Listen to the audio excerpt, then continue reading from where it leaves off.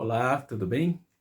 Vamos iniciar esse momento, fazer uma pequena pregação para você, para que nós possamos mergulhar muito na palavra de Deus.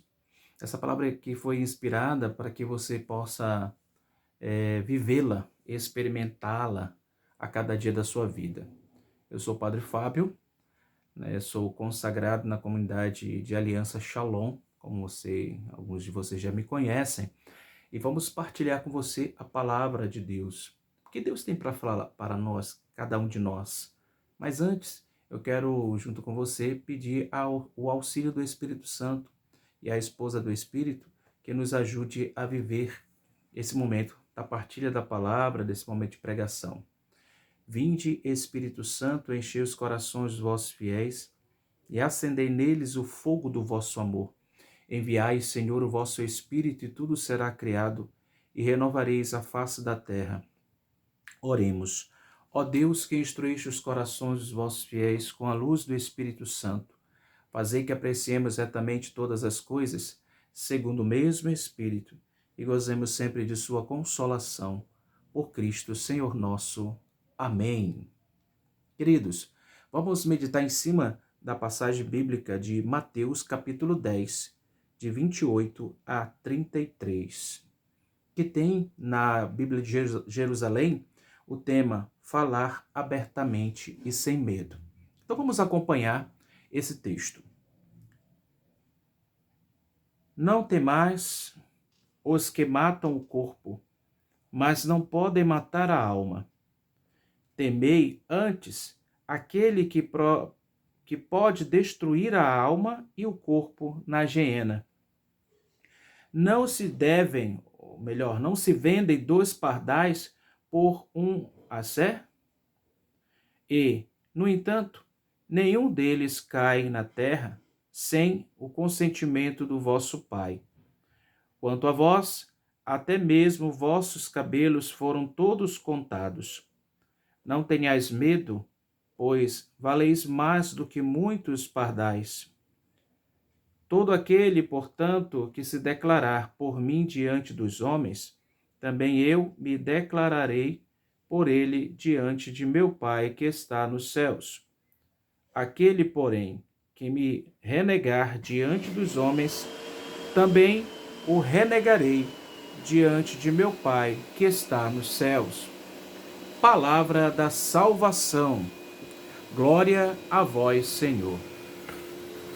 Bom, queridos, a passagem de Mateus, capítulo 10, nesses versículos aqui de 28 a 33, tem muito a nos dizer. Primeira coisa é, não temais os que matam o corpo, mas não podem matar a alma. Temei antes aqueles que podem destruir a alma e o corpo na geena. Então, não devemos temer aqueles que querem matar o corpo, mas devemos nos preocupar com aqueles que querem matar a nossa alma. E é um perigo muito grande, porque a nossa alma é algo muito sagrado, é divino, Deus nos concedeu.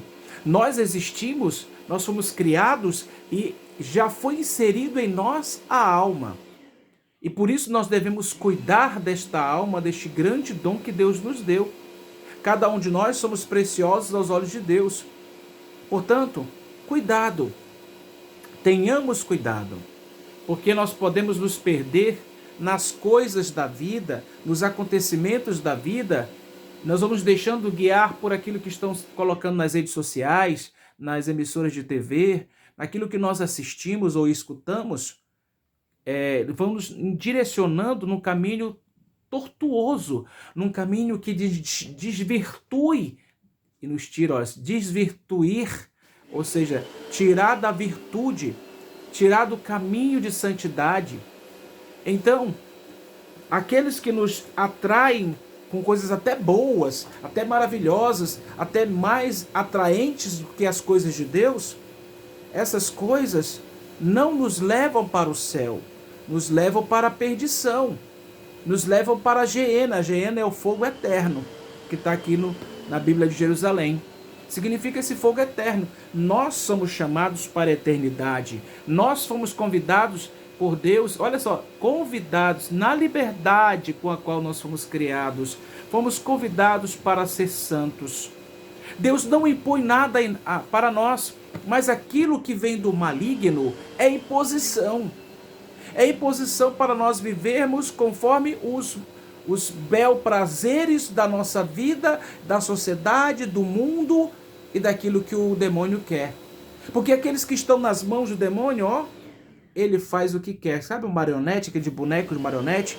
Pois é dessa forma que ele age. E quando ele vai agindo na vida das pessoas e as pessoas se deixam ser um boneco nas mãos dele, se deixam manipular, essas pessoas, elas são fadadas melhor, são direcionadas para a geena, para o fogo eterno. Nós não fomos criados para o fogo eterno, mas para a vida eterna, para o céu. Nós somos co-cidadãos do céu. E aí continua o texto bíblico dizendo, né? No versículo 30, quanto a vós, até mesmo os vossos cabelos foram todos contados. Não tenhas medo, pois valeis mais do que muitos pardais. Ó, até os fios de cabelo, você que está com o cabelo caindo que nem o meu, ó. Pois é, até esses cabelos que caem são contados por Deus. Tudo que há em nós, Deus leva em conta. Deus sabe tudo o que está em nós. Ele sabe a quantidade de cabelo, nós nem sabemos qual é a quantidade de cabelos que nós temos. Podemos até ter proximidade através de pesquisa, de estudo, tudo, mas não sabemos a totalidade dos cabelos que nós temos sobre a nossa cabeça. Então, nesse versículo 30, diz o quê? Quanto a vós, até mesmo vossos cabelos foram contados. Não tenhais medo, versículo 31. Não tenhais medo, olha só, pois valeis mais do que muitos pardais.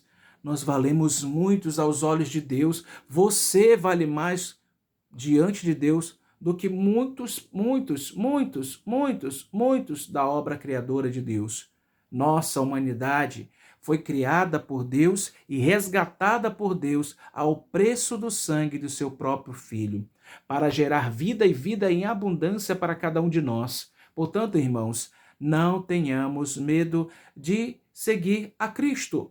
Não tenhamos medo de ser perseguidos por causa do seu evangelho e por causa dele, por sermos cristãos, pelo nome que nós temos, o nome de cristãos.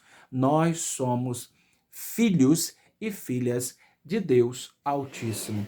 Nós herdamos um grande tesouro. Nós temos um Pai que é dono de tudo.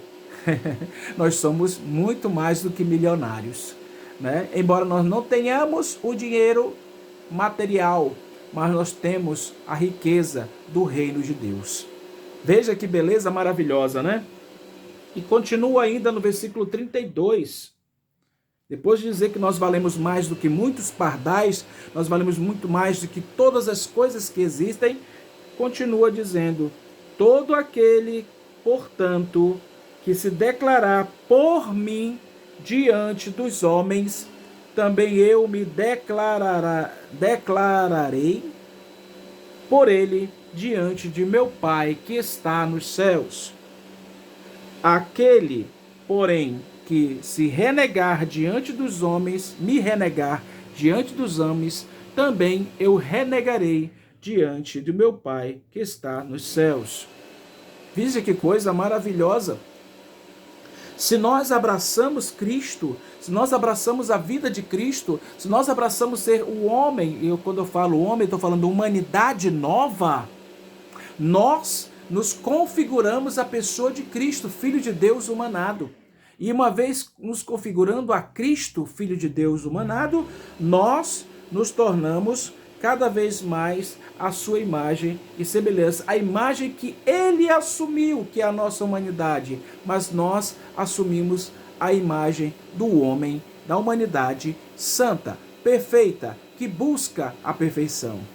Embora nós sejamos imperfeitos, embora nós sejamos fracos, embora nós sejamos limitados, mas Deus nos concede a graça de sermos fiéis Olha só, todo aquele que se declarar por mim diante dos homens, também eu me declararei por ele diante de meu Pai que está nos céus.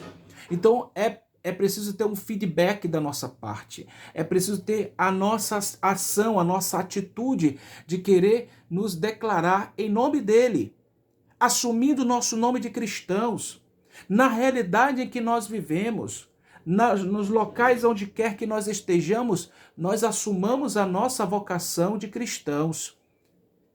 Por mais que ali estejam de outras denominações religiosas cristãs, que estejam de outras denominações de espiritualidades, que sejam de outras religiões, você e eu devemos assumir diante destes a nossa postura de cristãos católicos. Cristãos católicos. Cristãos católicos. Para conhecer mais a nossa igreja, nós precisamos aprofundar, conhecer o que a igreja diz, o que a igreja nos ensina sobre tudo. Vida sacramental, vida de caridade, prática da caridade, como é que nós devemos viver, como é que nós devemos ser, qual o testemunho que nós devemos dar, porque corremos um grande risco de nos perder no meio do caminho. Nos perder por quê? Porque andamos buscando fazer as coisas certas, mas de repente aparece alguma coisa que nos atrai, que nós aparentemente parece ser coisa certa, e nós procuramos e vamos seguindo, porque somos fracos, limitados, somos pecadores, mas que isso não sirva de justificativa para nós dizermos e nos autoafirmar pecadores, fracos e limitados. Não, devemos reconhecer o que é pecado, o que é fraqueza realmente, para lutar contra o nosso pecado, contra a nossa fraqueza e contra os nossos limites. E a igreja tem ensinamento para nós, na sua doutrina, de como nós devemos ser. O que a igreja fala sobre a vida familiar? O que a igreja fala sobre a juventude? O que a igreja fala sobre as crianças? O que a igreja fala sobre os idosos? O que a igreja fala sobre a fraternidade universal? O que a igreja fala sobre vários, ou melhor, diversos assuntos. E a igreja fala sobre diversos assuntos. Fala sobre a educação. Fala sobre as realidades hoje que são críticas na sociedade, como nós estamos vivendo esse tempo de pandemia. A igreja também se pronuncia. Como é que nós estamos abraçando o que a igreja ensina? Ou não estamos abraçando? Precisamos conhecer mais a nossa igreja. Se nós ainda não conhecemos a igreja, se temos algumas dúvidas, procuremos os documentos da igreja. Procure o catecismo da Igreja Católica para você tirar algumas dúvidas, porque lá tem muita coisa. Lá está a base da nossa fé, toda lá documentada naquele livro que é o nosso catecismo da Igreja Católica.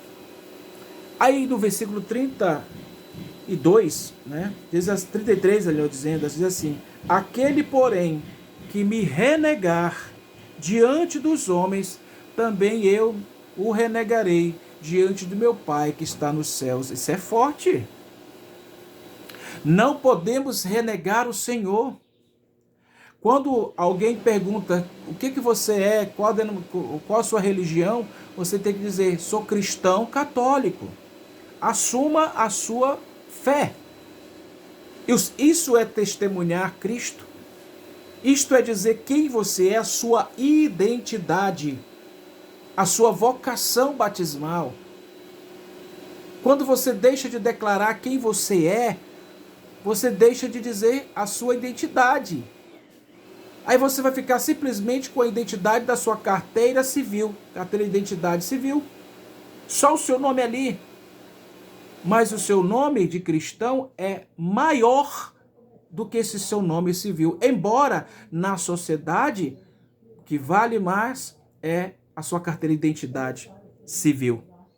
Então você precisa assumir diante da realidade, da sociedade, do mundo de hoje, no meio dos seus amigos, que você é.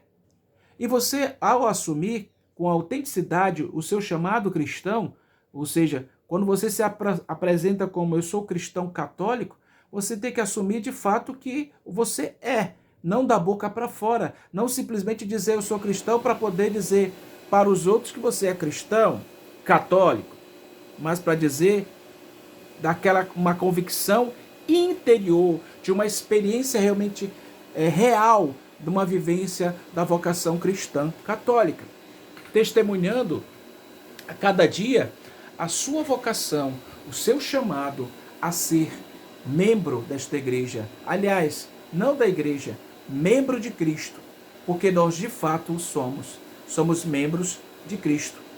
Jesus vai dizer no outro evangelho, é a videira e nós somos os seus ramos. Nós fazemos parte deste ramos. Porém, existe uma realidade muito interessante nessa parábola da videira. Os ramos que estão aparentemente secos, eles são podados, eles são tirados, jogados fora, porque eles não têm vida. Por fora estão verdes, mas por dentro estão ocos, estão vazios. Meus irmãos, para ser discípulo de Jesus, para testemunhar, como nós estamos vendo aqui, para declarar-se discípulo de Jesus, é necessário da nossa parte ter convicção da nossa fé, convicção da nossa caminhada, convicção do nosso ser família, convicção do nosso ser cristão católico, convicção do nosso ser membro da igreja, essa realidade que é preciso ficar muito bem entranhada, não só aqui na nossa mente, mas no nosso coração. Precisamos assumir a nossa vocação. Você tem que dizer o seu nome. Eu digo hoje, eu, Fábio Rogério Bezerra Pereira, cristão católico consagrado na comunidade católica Shalom, sacerdote da diocese de Macapá. Você tem que assumir a sua identidade. Somos Shalom. Deus nos dá a graça de sermos esses instrumentos na vida das pessoas. Mas é preciso, primeiramente, você, nós, assumirmos a nossa vocação batismal. Para assumirmos a nossa vocação batismal, para assim termos coragem e abertamente falarmos, sem medo, quem é Cristo para nós? Quem nós somos a partir de Cristo? É preciso assumir a cada dia da nossa vida, a nossa vocação batismal.